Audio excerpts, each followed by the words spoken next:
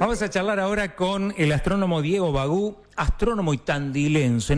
Primero tandilense, después astrónomo. Diego, mira, acá estamos en el piso, Roberto Beto Job, está Matías Domínguez con nosotros y Claudio. ¿Cómo va? ¿Qué tal, Claudio, querido? ¿Cómo estás? Un gusto hablar con vos. El gusto es nuestro. ¿Cómo va la vida? Diría una reconocida locutora. Muy bien, muy bien. Pasé unos días por mi querida Tandil, primero tandilense y boquense, y ahí a la par. Ah, boquense. También, porque es un... Sí. No le vas a cortar, Beto, ¿eh? Innecesario comentario, me parece. No le vas a cortar, ¿eh? Que sea boquense. Pero la sangre es muy fuerte. Sí, no, pero no. No hay manera de ocultarlo. Sí. Acá dicen, bueno, qué sé yo, no sé, Diego. Diego Bagú es un defecto tiene que tener. Bueno, claro. Aunque sea uno tiene que tener. Claro. Un gran astrónomo que siempre él va... Lo bueno de Diego es que puede salir a tal hora, sí, primero que ya nos demoramos en cuanto al horario, y después que él no pregunta de qué vamos a hablar. El tipo es un tipo abierto y no sabe de qué le vamos a preguntar. Nosotros también tampoco sabemos bien, Diego, de qué te vamos a preguntar. Lo que pasa es que cuando preguntan algo y realmente desconozco el tema, es fácil la respuesta. No tengo idea. Así no, pero no hay mucha vuelta. Esto no es un problema para vos. Mira, primero te queríamos preguntar sobre esta prueba, creo que fue la 7ª que se hizo con un cohete, el Starship 7, si no me equivoco, que no anduvo demasiado bien la cosa, pero vos estás siempre muy al tanto, siguiendo los lanzamientos.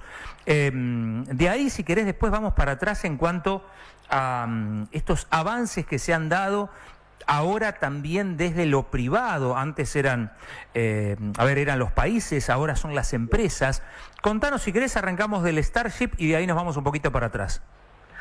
Como bien decías, ayer fue la 7ª prueba de la Starship. La Starship es ni más ni menos que el cohete más grande y más potente de toda la historia. ¿Perdón? Supera en 11 metros al que fue el cohete más grande y operativo, que era el Saturno 5, con el cual Estados Unidos llegó a la Luna de manera tripulada, 6 oportunidades allá por el siglo pasado. La cuestión es que este megacohete tiene varios objetivos en puerta. Obviamente todavía no es operativo, está en etapas de prueba. Básicamente los dos objetivos principales que tiene este cohete, o 3, es enviar una enorme cantidad de satélites al espacio propios de la compañía SpaceX, como por ejemplo el sistema Starlink de internet satelital, o satélites para otras empresas y países. Ese es un objetivo. El otro objetivo es brindarle toda la estructura, tanto de naves como de cohetes en sí misma, a la NASA, para que Estados Unidos pueda regresar a la Luna de manera tripulada en esta carrera impresionante que estamos viviendo, presenciando con China, ¿sí? En 5 años, o en 6 años, Claudio, vamos a estar viendo a 2 países caminando en la Luna, China y Estados Unidos, y va a ser un antes y un después en la historia de la humanidad, va a ser algo impresionante. Y el tercer motivo es ya una idea fija, si me permite la expresión, que tiene Elon Musk desde muy pequeño, te diría, desde adolescente, que es ni más ni menos que llevar al ser humano a Marte. Para ello estamos hablando de 10, 15, 20 años quizás. Así que realmente estamos viviendo un momento único en la historia de la actividad espacial, y por eso es que, bueno, también las redes sociales y la tecnología nos permite compartir estas actividades. De hecho, ayer mismo por la tarde estuvimos transmitiendo el lanzamiento y realmente fue algo impresionante. Como bien decías, parte anduvo muy bien, parte no, parte de la nave no funcionó, pero bueno, son situaciones que se presentan de manera absolutamente normal cuando uno prueba la tecnología de este tipo. Cuando hablamos de prueba y error, en la prueba de algo, tiene que ver exactamente con eso, ¿no? Porque, digo, algunas cuestiones pueden simularse, pero otras hay que hacerlo en la realidad. Sí, exactamente, y tocas un punto clave en esto, porque la filosofía de trabajo que está implementando SpaceX es la misma que hoy en día no practican, por otros motivos, pero es la misma que practicó Estados Unidos con la NASA justamente en aquella década del 60, prueba y error, prueba y error, prueba y error. Lanzamos, probamos, ¿qué falló? Esto, listo, volvemos a lanzar, ¿qué falló? Esto, listo, volvemos a probar. Y así, en 9 años, Estados Unidos estuvo caminando en la Luna. Uno pierde algunas veces dimensión en el día a día y los avances tan rápido. Vos fíjate que La última vez que caminó el ser humano en la Luna fue en el 72, hace ya 52 años, Claudio. Y tan solo en 65, en un lapso de 65 años, el hombre pasó de un primer vuelo en avión, los hermanos Wright, en 1903, a caminar en la Luna. Ese salto gigantesco se produjo en 65 años aproximadamente. Y hace 52 que no volvemos a la Luna. Bueno, hay motivos de por qué eso ocurrió, pero gran parte está en esto que vos marcás, la filosofía de la prueba y error, y es la que está llevando a que SpaceX avance a pasos realmente agigantados comparado con otras empresas e incluso otros países. Ni siquiera la misma NASA está avanzando a la velocidad que lo hace SpaceX. Qué increíble. Y esto que vos decías, tanto en la década del 60 como ahora, prueba y error en la práctica. Sí, en la práctica. Perdón, no sé si esto es real. Destruyendo equipamiento, digamos, forma parte de los costos, eso. Sí, absolutamente. Y amortizan en el tiempo en que hacen los avances, amortizan a pasos agigantados la inversión. Entiendo. ¿No? Vos tenés en cuenta que hoy Starlink, con esa filosofía, lograron el cohete más, no sé si decir más famoso, pero eficiente de historia. El otro es un cohete ruso, Falcon 9 de ellos, y han amortizado prácticamente toda la inversión del Falcon 9 con todo el sistema Starlink. El Falcon 9, perdón, ¿fue con el cual iban llevando los satélites de Starlink? Sí, y lanzan un cohete cada 3-4 días. ¿Sabes? ¿Perdón? ¿Un cohete? ¿Y cuántos satélites lleva cada cohete? Y los primeros lanzamientos lanzaban aproximadamente unos 60 satélites, y de hecho los satélites Starlink son como láminas que van en un rack, como en un pallet. ¿Viste un pallet? Bueno, sí. Más o menos cada pallet que vayamos colocando en una torre, cada uno de esos en un montacarga, cada uno de esos es como una especie de Starlink, un poco más grande, por supuesto. ¿60 en un cohete? Claro, y eso es lo que permitió, y algunas veces permite ver, ¿viste los famosos trenes de satélites? Que los hemos visto y hasta fotografiado. Sí, la primera vez que lo vi fue hace unos 6 años más o menos, 5 o 6 años, allá en Tandil con mis hijos, y quedamos los tres boquiabiertos, mudos. Yo les contaba qué era eso que estábamos viendo, pero realmente nunca habíamos visto como la mayoría. Ha agarrado mucha gente desprevenida, y viendo una fila de luces perfectamente ordenadas en el cielo, algunos quedaron boquiabiertos pero sin saber qué era. Exactamente, son estos satélites que los lanza el cohete en fila, uno atrás de otro. Con el correr de los días, de las semanas, se van separando y comienzan a girar todos alrededor de una misma ruta. Cada tren de satélites tiene una ruta determinada, una órbita, y a partir de ahí generan una malla de satélites con las cuales, desde cualquier lugar del mundo, vos tengas siempre mínimo 2 o 3 satélites arriba de tu cabeza, brindando internet satelital. Bueno, con ese sistema, que se está funcionando prácticamente en todo el mundo, SpaceX está financiando sus proyectos, más allá de, por supuesto, los acuerdos que tenga con la NASA como agencia espacial. Estamos hablando con Diego Bagú, él es astrónomo. Pensaba cuánto se ha facilitado y qué tecnología realmente deben tener. ¿Te acordás que antes, cuando uno trataba de apuntar a un satélite, tenía que tener una antena determinada, con determinadas características, con determinada forma, con el famoso foco? Hoy, esto lo sabes vos mejor que yo y lo vas a saber explicar mejor.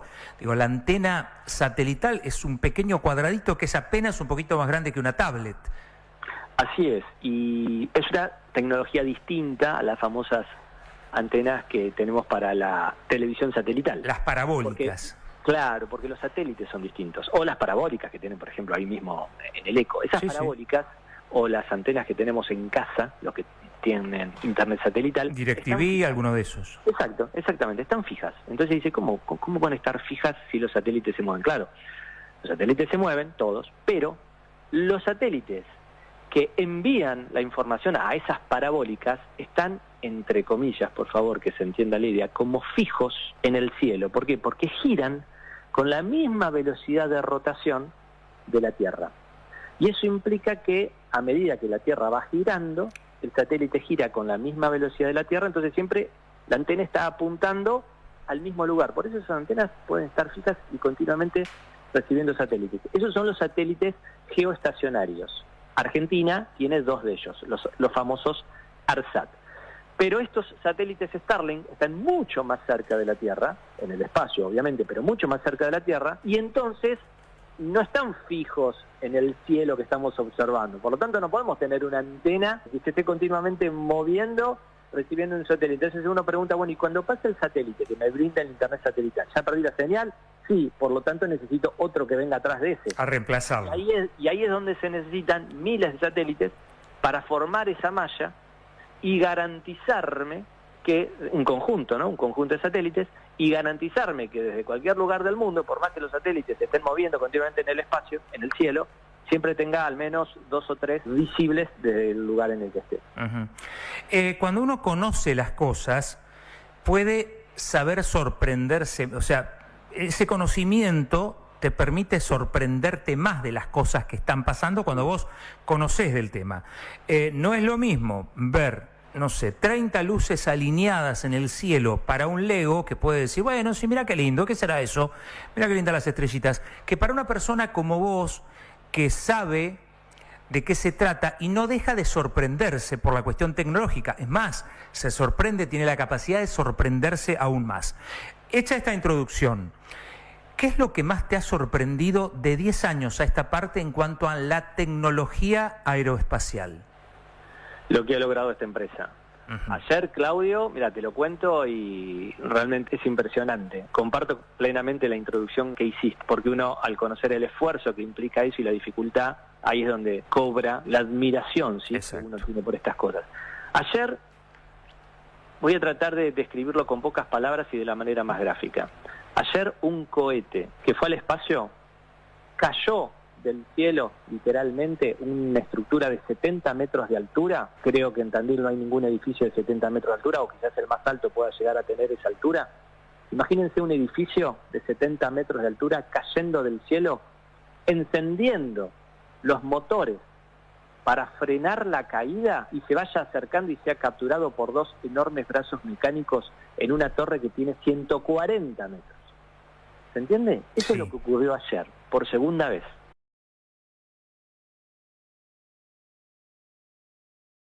That was nice! Look at that! Oh!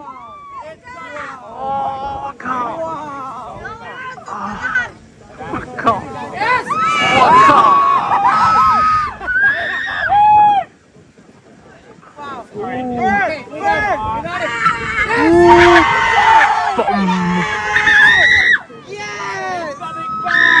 Ooh, that's magic! Let's go! Oh, wow! Oh! Wow! Ooh, that sound! That sound! Ooh! Ah! That was nice! That was nice! Wow! Entonces, cuando uno ve eso, la misma gente que está en la actividad, porque vale decir que yo soy astrónomo, no estoy trabajando en estos temas, ni mucho menos, simplemente lo comento desde mi afición a las actividades espaciales. Pero la misma gente, los ingenieros que están trabajando en estas cuestiones, aunque obviamente son los responsables de eso, y el objetivo de ellos es lograrlo, no terminan de sorprenderse cuando ven el resultado. Hay que ver las imágenes.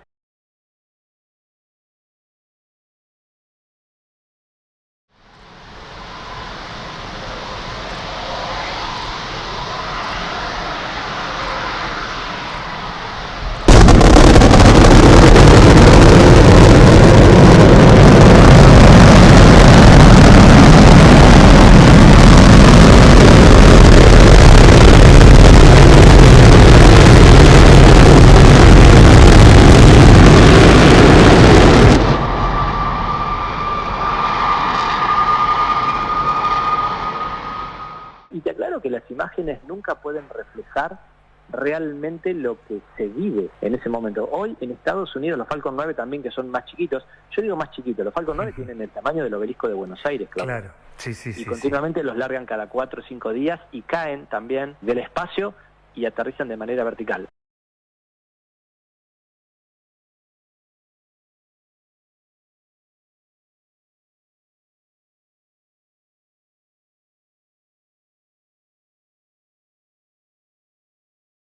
hoy en día la gente viaja a la costa de la Florida, no tanto para ver los lanzamientos, sino para ver los regresos de los cohetes, porque literalmente es un show.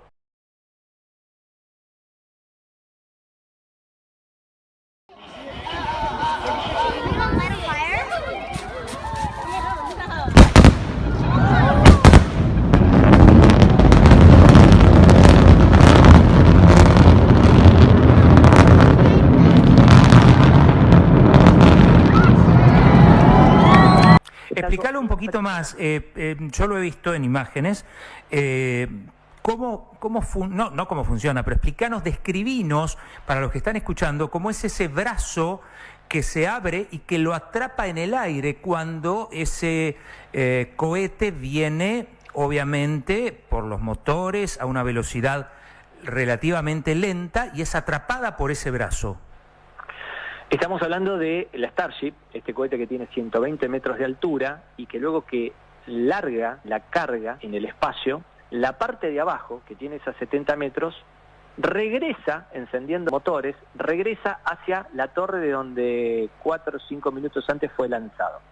La torre tiene 140 metros de altura, es una estructura gigantesca, como se pueden imaginar, y tiene dos enormes palitos chinos sí, que se abren y que se cierran. Son dos brazos. A la torre la llaman mecasila. Ah, no lo sabía eso. Haciendo una mezcla entre Godzilla y la parte mecánica. Bueno, Ajá. La cuestión es que el cohete cae a una velocidad supersónica, más de 1.200 kilómetros por hora. De hecho, los estampidos que se generan cuando rompe la barrera del sonido son dos bombazos que son tremendos, se puede ver por internet muchas veces.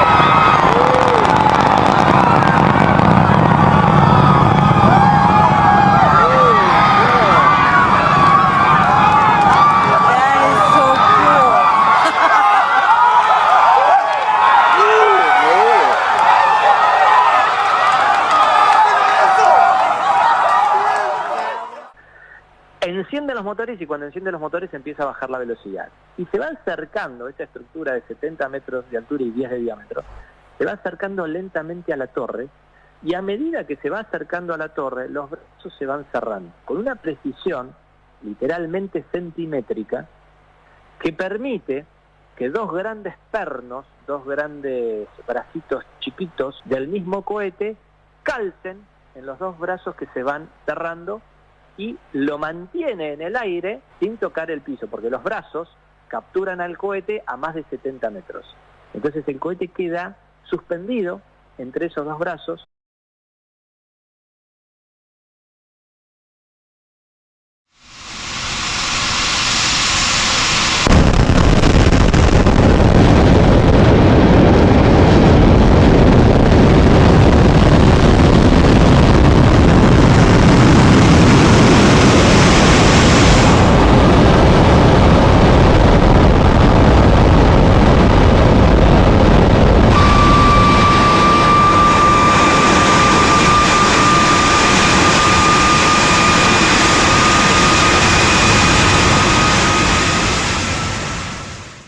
¿Cuál es la idea de todo esto? Volver a utilizarlo. Y ahí está la gran historia de todo esto. Por eso Starship tiene este mecanismo, por eso los Falcon 9 aterrizan de manera vertical, ¿sí? La Starship no aterriza de manera vertical porque no soportaría el peso, su propio peso no lo podría soportar, por eso que lo capturan en el aire. Los Falcon 9 aterrizan de manera vertical y de esa manera van reutilizando los cohetes y han bajado los costos de una manera impresionante. Mirá, el lanzamiento de un Falcon 9, que es lo más barato hoy en día para enviar satélites al espacio, ronda los 60 millones de dólares aproximadamente. El año pasado, no sé, capaz que este número se pudo haber actualizado, el año pasado la competencia, el costo era 300. O sea, por un factor de 5, SpaceX brinda el mismo servicio de manera más barata. Increíble. Por eso los ARSAT fueron lanzados en su momento también. Bueno, fueron lanzados con la Agencia Espacial Europea, y uno de los satélites argentinos, uno de los más modernos, fue lanzado con el Falcon 9. Han roto el mercado espacial, cosa que también ha generado un problema en Estados Unidos. ¿Por qué? Y porque se genera un monopolio. Ajá. Y entonces muchas industrias del ambiente, en Estados Unidos hay muchas industrias espaciales, muchas empresas espaciales. Entonces, claro, tampoco está el hecho de que por más barato quede un solo jugador y se destruya un tejido, digamos, tecnológico, laboral, porque tampoco no son los únicos que hacen estas, o sea, los logros sí, pero todos tienden a emular lo que está haciendo SpaceX. Así que bueno, realmente es muy interesante lo que estamos viendo. Qué bárbaro, digamos, eso es lo que, como decías vos, lo que más te ha sorprendido.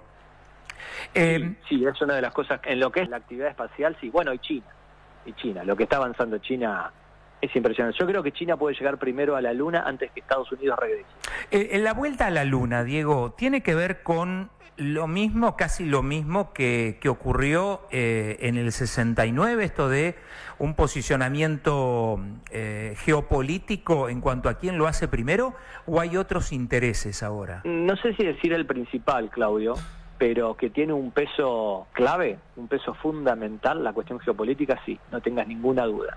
Más allá de que, y esto lo hemos hablado con vos en reiteradas oportunidades, más allá de que todo lo que es la inversión en estas cuestiones redunda enormemente en conocimiento, en cuestiones económicas, en todo lo que es el tejido industrial, laboral en estos países. Sí, claro. Todo lo que se invirtió en el programa espacial Apolo redundó en un crecimiento exponencial en la economía de los Estados Unidos. Por eso Estados Unidos invierte en esos temas, por eso China invierte en estos temas. Europa a un menor plazo, Europa está pasando por una situación bastante compleja en muchos aspectos, pero bueno, la cuestión es que por eso se realizan esas inversiones. Pero la verdad es que un factor fundamental en esta cuestión es la geopolítica. Seguro, bien. Está traccionando de una manera impresionante. Y vos decís que vamos a ver nuevamente caminar humanos en la Luna. Absolutamente, y más que nada te lo puedo asegurar por China.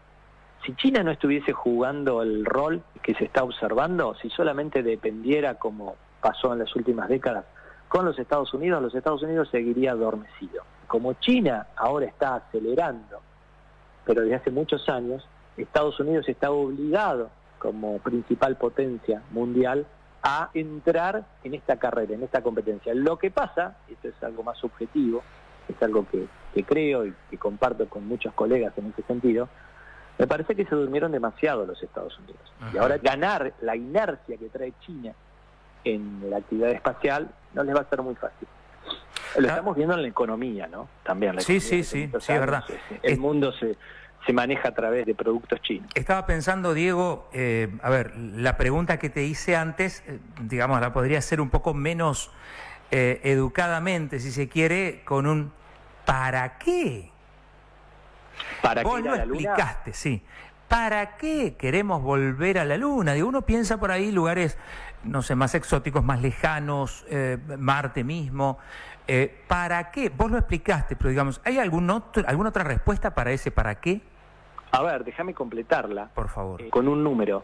La Luna está a menos de 500.000 de kilómetros. Sí. Está a 384.000 kilómetros. En 3 días estamos en la Luna. El lugar más cercano para ir en el espacio luego de la Luna es Marte. Ah, mirá. ¿Dónde está Marte? Marte está a centenares de millones de kilómetros. Mientras que a la Luna vamos en 3 días, a Marte vamos a necesitar 7 meses. Eso es el lugar más cercano. Por lo tanto, es literalmente imposible, al menos en las próximas décadas, que el hombre viaje, que los seres humanos viajen hacia otro lugar que no sea Marte. Ya Marte es por sí muy complejo, pero muy complejo. Y no tanto por la tecnología de la nave en sí misma, sino por la cuestión fisiológica del ser humano. Cómo mantener al ser humano en buenas condiciones de salud en ese viaje. Ten en cuenta que estar en la ingravidez, por ejemplo, los astronautas cuando están en la Estación Espacial Internacional, que están acá nomás, están a 400 kilómetros de altura, no más que eso. Un día en la Estación Espacial Internacional equivale aproximadamente a estar entre 15 y 20 días en reposo en una cama, sin moverte. Si vos estás 20 días en una cama sin moverte, a mí nunca me pasó, por suerte, pero me imagino que al día 21, cuando te levantás de la cama, las piernitas te van a temblar un poco. Sí, correcto. Te vas a tener que agarrar un poquito, como para empezar a dar los primeros pasos. Eso es un día. Los astronautas están generalmente 6 meses en la Estación Espacial Internacional, y muchos de ellos ya han llegado prácticamente al año. Para ir a Marte, vamos a necesitar 7 meses de viaje, y cuando lleguen a Marte, van a estar solitos. No va a haber nadie que los ayude. Por lo tanto, hay muchísimo todavía para trabajar, para experimentar, para avanzar en cuanto al conocimiento de cómo poder mantener en buena salud física a los astronautas. A ver, para ir, y luego a los fulanos los tenés que traer, no los vas a dejar solitos, no vas a hacer una misión suicida. Por supuesto que va a haber muchos riesgos en esas primeras misiones, pero ya que nunca vas a planear llevarlos y que no vuelvan. Entonces, hay mucho todavía para trabajar. Hablando de esas la Luna, sí, es el paso fundamental. Entiendo, como un escalón para lo Sí, próximo. Absolutamente.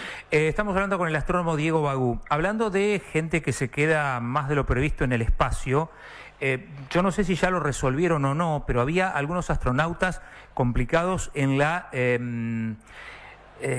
¿cómo era? La Estación Espacial. En la Estación Espacial Internacional. Sí. Exactamente. ¿Se pudo resolver eso? Porque creo que iba Elon Musk a buscarlos, digo metafóricamente, sí, con uno de sus equipos. ¿Cómo está el tema este? Sí, tal cual, es muy paradojal. Bueno, es así. No se pudo solucionar el tema de la nave en sí misma. Ellos fueron por 7 días, luego de muchos aplazamientos del lanzamiento. El lanzamiento fue con una nave, Starliner se llama, de la empresa Boeing, la misma que fabrica los aviones. Correcto. Boeing, hablar de Boeing en materia espacial es como decir...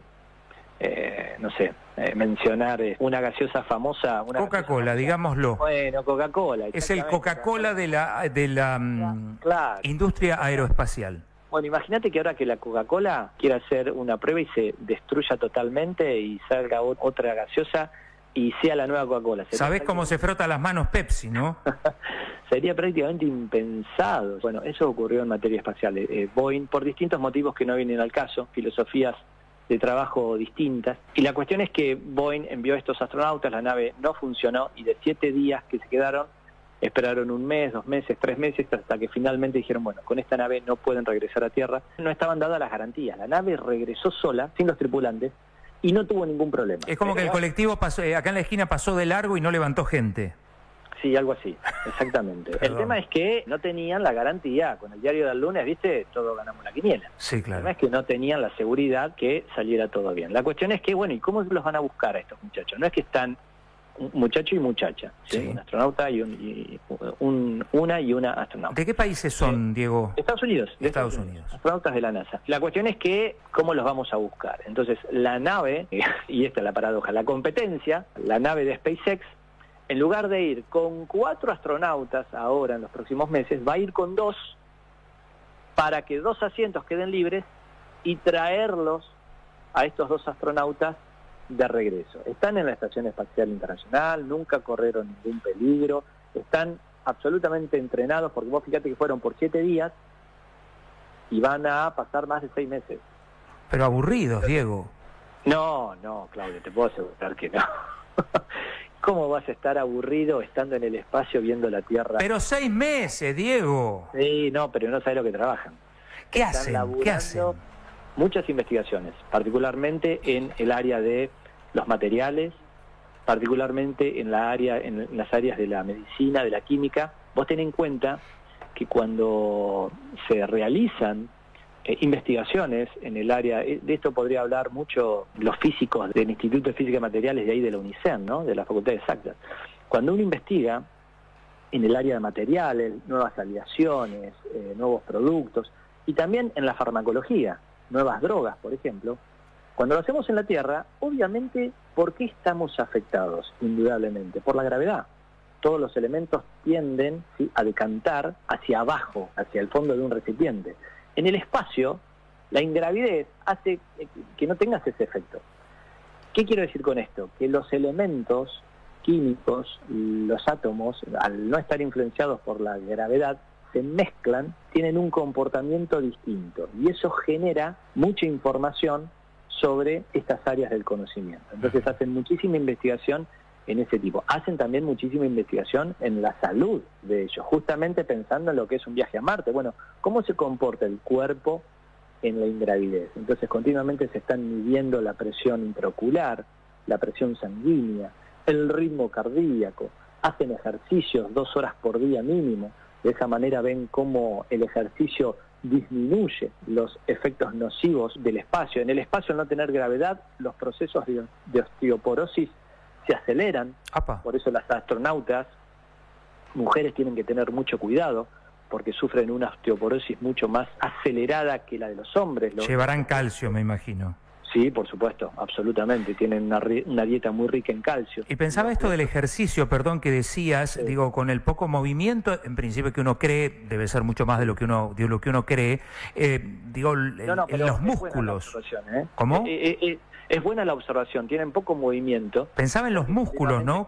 Claro, ellos básicamente tienen cintas de correr. Imagínate que vos estás en una cinta de correr en el gimnasio y ahora te pones una especie de tirador atada a la cinta, Sí. a la máquina, y que pase por tus hombros, ajustada, ¿no? Sí, que De tal manera que te mantenga hacia abajo. que te mantenga hacia abajo, exactamente. Bueno, esa es una de las clásicas máquinas. Después tienen un sistema de máquinas para hacer pesas con amortiguadores, de tal Mirá. manera que el amortiguador funcione como una especie de gravedad artificial. Y 2 horas por día tienen que hacer ejercicio, porque si no, no podrían estar 6 meses en... Y nosotros que estamos complicados para ir un rato al gimnasio, Diego. Estamos hablando con Diego Bagú, él es astrónomo, preguntan acá, dice, ¿ese profesional que está hablando por casualidad es el que sale con los chicos de Fenómenos en TN? Sí, es él y es nuestro. Es él, Diego, cada tanto sale ahí con los chicos de Fenómenos y por supuesto nosotros nos ponemos anchos cuando vos estás ahí porque decimos, ese es nuestro. Bueno, Tandil, vos sabés lo que significa para mí Tandil. Nací y me crié ahí, a la vuelta de la radio, así que es mi lugar en el mundo. Ya volveré para quedarme finalmente, de manera estable. Sí, señor, pero bueno, por ahora, sí, yo lo tengo acá a Beto y a Matías, que están, Matías buscando imágenes, por ejemplo, ahora, mientras vos charlas en el streaming, estamos viendo imágenes de la estación espacial, de cómo se mueven los muchachos adentro, cómo van, cómo vienen. No sé de qué misión serán estos, pero vemos que es un lugar muy amplio. No importa. Es un lugar muy amplio donde, claro, a falta de gravedad se van moviendo, pero no caminando como nosotros lo hacemos habitualmente. Beto te saluda, Diego. Hola Diego, ¿cómo te va? Hola Beto, buen día. Nos generan dudas de color, o sea, no son muy profundas nuestras reflexiones acá de este lado del control. ¿Cómo duermen dentro de la estación espacial? Hermosa pregunta, Beto. Bueno, gracias, Diego. No, Una de las no era cosas, necesario. más curiosas y más interesantes. Las habitaciones de ellos, haciendo referencia al tamaño, ¿sí? La Estación Espacial Internacional básicamente son cilindros del tamaño un poquito más pequeño que un colectivo y que están interconectados. Y todo el complejo, las paneles solares, etcétera, tienen el tamaño más o menos de un estadio de fútbol, como para tener una idea. Bien. Las habitaciones de ellos son privadas y básicamente son cabinas telefónicas, del mismo tamaño que una cabina telefónica. Entonces, ¿sí? como no hay gravedad, uno respecto del otro puede dormir parado, el otro acostado, horizontal, el otro cabeza abajo. Como no hay gravedad, duermen como quieren. Lo que tienen en esas cabinas, tienen la fotito de su familia, tienen una computadora para tener su comunicación privada y básicamente se meten en una bolsa de dormir. Se meten en una bolsa de dormir, algunas veces se ponen con cintas de velcro, se atan las manos para que los brazos no se muevan dormidos y le peguen algo a una computadora, por ejemplo. Claro, empiezan a flotar. Y aparte, para que la cabeza no se les mueva para algún lado y quede con una posición incómoda y después tengan dolor de cuello, se atan una cinta de velcro a una de las paredes por la frente. Entonces de esa manera les queda la cabeza, entre comillas, pegadita a la pared y de esa manera pueden dormir. No se llevan la almohada propia, ¿no? Pensé que mi almohada era incómoda, mirá. No se llevan almohada propia. Y así duermen. Qué buena pregunta, Beto, la verdad. No, tengo o sea, tenemos peores también. Peores preguntas. Es buena pregunta. Te puedo hacer una y ya me retiro con esta porque seguramente me despidan del canal. No. ¿Cómo hacen sus necesidades un astronauta? Claro, como hacen pis y caca, exactamente. Bueno, básicamente con aspiradores. Los hombres introducen su pene en una especie de tubo, las mujeres en una especie de embudo y accionan obviamente una centrifugadora de tal manera que aspira ese líquido. Y esto es interesante, ese líquido luego, bueno, podés llevar el agua mineral para arriba continuamente. Entonces ese agua luego se recicla, se filtra y vuelve a ser ingerible. Ellos, a través del proceso de filtración, beben su propia orina. Mirá vos. Y con la materia fecal, algo similar también. El inodoro per se es una centrifugadora. Bueno, está bien, pero digamos, tenemos una idea y un motivo más para no ser astronauta, Diego. Ahí está. El precio que se paga con tal de ver la Tierra del espacio, Claudio, es... yo no lo puedo decir, Claudio, porque nunca fui. Pero tenés unas ganas. Todos los seres humanos que han volado al espacio vuelven cambiados. Pero no es aburrido porque es plana la Tierra, Diego. ¿No es aburrido mirarla de allá arriba? No lo chicaníes, que yo lo conozco a Diego. Hasta luego, permiso. Yo lo conozco a Diego. Pasale mis videos, Claudio. Contestale, Diego, contestale. Pasale los videos del fraude del terraplanismo. Te va a divertir un rato. Vos sabés que es muy lindo, es muy bueno. El laburo que te mandaste, Diego, es impresionante. ¿En dónde puedo conseguir? YouTube, Diego Bagú. Bien. Ahora al final te vamos a pedir todas tus redes. Sobre todo te vas a divertir, pero lo digo en serio, con los comentarios que hay debajo. Sí, Claro. sí, imagino. Aparte no borro ningún comentario. No. ¿Y los contestás? No. Lo dejo ahí. No, en absoluto. No, los terraplanistas no. Eso es lo que les molesta. Claro, que no les des importancia. No, son un caso perdido. Pero son cada vez más, ¿eh? La posverdad es peligrosa. Bueno, ustedes como comunicadores sociales lo saben mucho mejor que yo. La posverdad es un flagelo. Diego, hoy la verdad no importa. No, los hechos concretos no importan. No importa.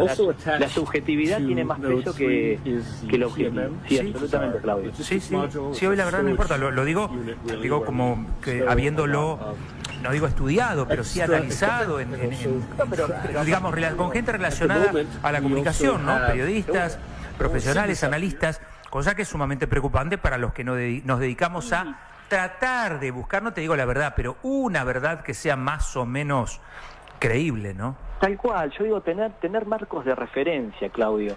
Si yo me tengo que operar del corazón, y ni hablar si, ojalá nunca me pase, pero si tuviese que hacerlo con un hijo, yo voy a tratar de buscar al mejor cardiocirujano, no voy a tratar de buscar a cualquiera. Por lo tanto, con esto quiero decir, se han perdido los marcos de referencia, quiero que se entienda bien lo que quiero decir. Y en honor a la libertad de expresión, cualquiera dice cualquier cosa. Y entonces, una cosa es el terraplanismo, que lo podemos tomar a la chacota, como una especie de broma, etcétera. Pero por este mismo fenómeno, hubo niños que murieron porque los padres le dieron dióxido de cloro. Sí, señor. Entonces no es broma. O no le dieron vacunas. ¿Me entendés? Entonces, perdón la expresión, pero no es joda este tema.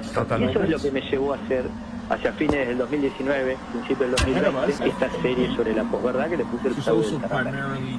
Véanlo en el canal de YouTube de Diego Bagú. Diego Bagú es astrónomo estandilense, está hablando aquí con la radio del Eco, es astrónomo. Y te saluda, Diego, ahora Matías Doyle Domínguez. ¿Qué tal, Diego? ¿Cómo andás? Un placer, Matías. ¿Cómo andás? También es una pregunta de color. Hay un, no sé si es un mito urbano llamarlo, que en la plena época de la Guerra Fría, en la que Estados Unidos competía también tecnológicamente por la carrera espacial con Rusia, que en un momento Estados Unidos gastó millones y millones de dólares desarrollando una lapicera para escribir en el espacio. Porque como la tinta no bajaba, tuvo que invertir muchísimo dinero, y que Rusia dijo, bueno, vamos a usar un lápiz, y que lo solucionó con 10 centavos de dólar. Quiero saber si es un mito, si es cierto, si sabes algo al respecto. Estados Unidos desarrolló esa lapicera, no creo que millones de dólares, ni mucho menos, pero sí, es cierto que ellos desarrollaron una lapicera y los rusos con un lápiz. También vale decir, los rusos tienen una filosofía en donde son más, cómo expresarlo de la manera más acertada. No digo que sean más rudos o más toscos en la forma de ser, pero es como que toman más riesgos, ¿sí?, que en general lo que tomaron los norteamericanos al momento de enviar, por ejemplo, seres humanos. Los rusos, los norteamericanos hicieron, querían hacer varias pruebas, los rusos por poco no lo metieron en serio, a ver si funcionaba o no. Entonces, se nota mucho, digamos, la idiosincrasia de cada país también en el espacio. Absolutamente, en uno de los ambientes donde más se nota. Dicho esto, el tema del lápiz tiene sus particularidades, porque vos en el espacio tenés que ver las naves, tenés que tener mucho cuidado con lo que es la suciedad, las motas de polvo, porque se te pueden meter entre los artefactos, sobre todo en los primeros años en donde era todo analógico, hoy es más digital. Decíselo a Homero Simpson, si no. Claro, exactamente. Y bueno, el tema del grafito con el lápiz es todo un tema.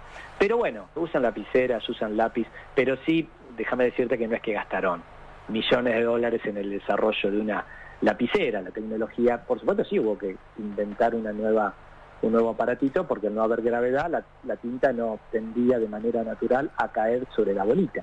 Pero nada, fue uno de los tantos instrumentos que se utilizaron o que se inventaron en aquellos años.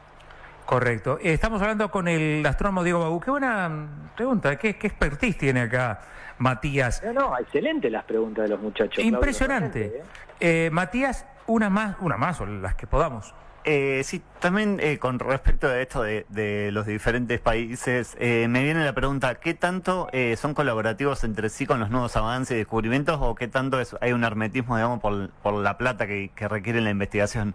¿Es una comunidad que se colectiva con respecto a la información o es más cerrada? No, es más cerrada. A este nivel tecnológico es más cerrada. Sí, las colaboraciones generalmente son más en el ambiente científico, en donde como investigadores uno está acostumbrado a trabajar con pares de otros países, pero a este nivel, o sea, lo que desarrolla, por ejemplo, SpaceX, lo sabe SpaceX, y nada más. Lo que desarrolla la NASA, lo desarrolla en su ambiente y no te va a contar mucho más. Y lo mismo hace Rusia y lo mismo hace, ni hablar China. Esas son palabras mayores, si vale la expresión. ¿Y existe algún ente regulatorio? ¿Cómo? ¿Existe algún ente regulatorio? Ninguno. Excelente pregunta, realmente, ninguno, porque uno tiende a, bueno, y cuando vayan a la Luna, ¿y cómo y qué? ¿Y se van a hacer dueños de la Luna? Y el hielo, cuando vayan al polo sur lunar, porque van a ir ahí, al polo sur lunar, ¿el hielo que haya en la Luna, qué? ¿Es propiedad de quien llega o las Naciones Unidas? Lo voy a hacer muy cortito. El que llegue Estados Unidos, sea China, sea Europa o sea la India, ellos van a determinar qué es lo que se va a hacer ahí. No tengan la menor duda. A ver, qué loco. no nos tenemos que remitir a la actividad espacial. En las Naciones Unidas, entre comillas, todos somos iguales excepto los que están en el Consejo de Seguridad. ¿Sí? Naciones Unidas puede decir algo hasta que el Consejo de Seguridad, los 5 o 6 que están en el Consejo de Seguridad dicen sí o no. Es así. El mundo es hipócrita. Nos puede gustar más, nos puede gustar menos.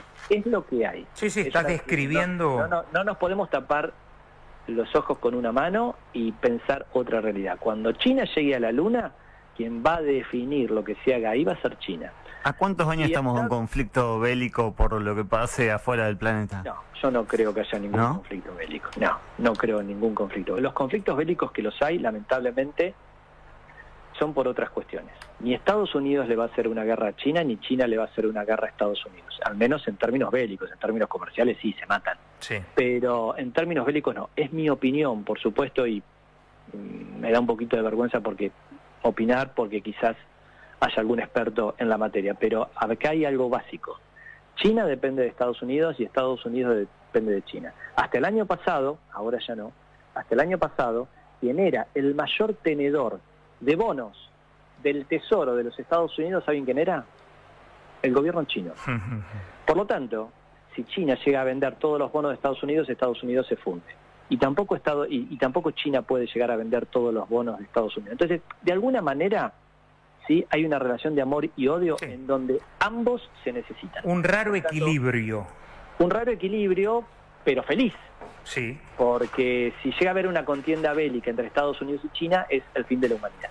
literalmente, porque Sí, no sí. van a tirarse con cañitas voladoras. Sí, sí. Entonces, yo creo que eso desde mi punto de vista los descarto absolutamente. Luego van a ir los dos a la luna y se van a estar midiendo, desde ya. Como ocurre, no porque sean Estados Unidos o China.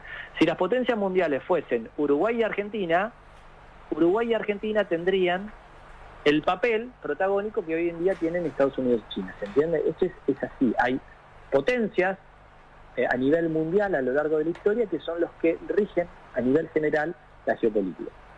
Sí, sí. Diego, te agradecemos un montón esta charla aquí con la radio, con el streaming del ECO. Muchísima gente que está participando, escuchando como nosotros mismos, anonadados de algunas cosas que ni siquiera a veces nos preguntamos. Entonces, obviamente, si no nos preguntamos, mucho menos vamos a saber de respuestas.